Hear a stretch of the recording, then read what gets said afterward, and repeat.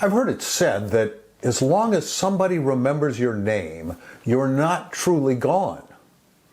In this digital age, I have some suggestions to help you remember your loved ones on Steve's Tech Talk.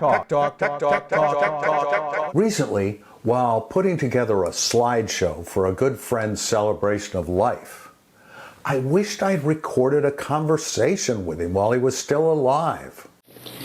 But we went to the hospital, and I remember that so clearly. Do you, Johnny, when we drove to the hospital to get Rusty? I do. That's my grandmother's voice, recorded back in the 60s.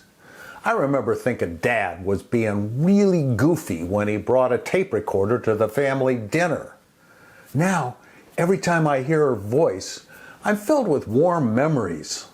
Well, I was born in a hospital in Cairo, Egypt. My first recording was with my mom when she was in her 70s and healthy. I just told her I wanted to record an oral history so her grandchildren would know about her life. I prepare by writing down my notes. I'm not like Patty Spitler who can just wing it. I never read from my notes, but I do review them before I finish. When it comes to questions, you basically just want to cover the highlights of their life, but have some fun too. I like to ask, who was your first kiss? Did you ever get in trouble in high school? If you're having trouble thinking of questions, just Google questions for an oral history. Interviewing my father-in-law, Harry, was fascinating. He grew up in Queens, New York, the son of Irish immigrants.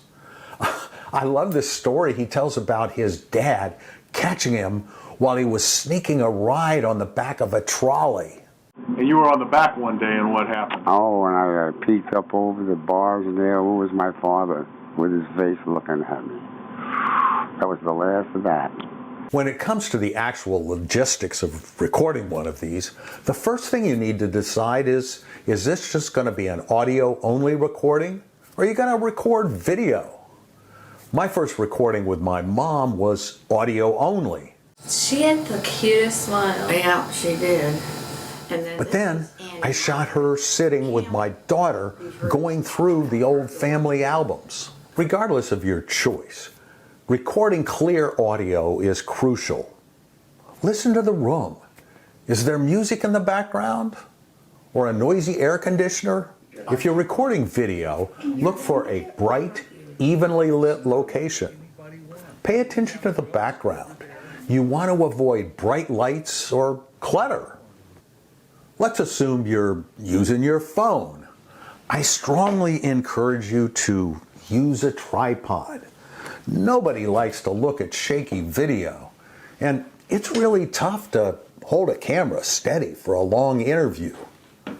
You can find them on Amazon for pretty reasonable prices, or there's little gizmos like this bracket that fits on my phone, and then I can mount this to my tripod, or I've got this little gorilla pod that fits around my camera, and then I can wrap these little feet around all kinds of things. It's amazing what you can learn during these conversations. I discovered that my mom had patched up Senator John Lewis when he was a young man getting beat up during the civil rights movement. My most important piece of advice? Don't put it off. My mom lived to be 95, but she gradually lost her memory.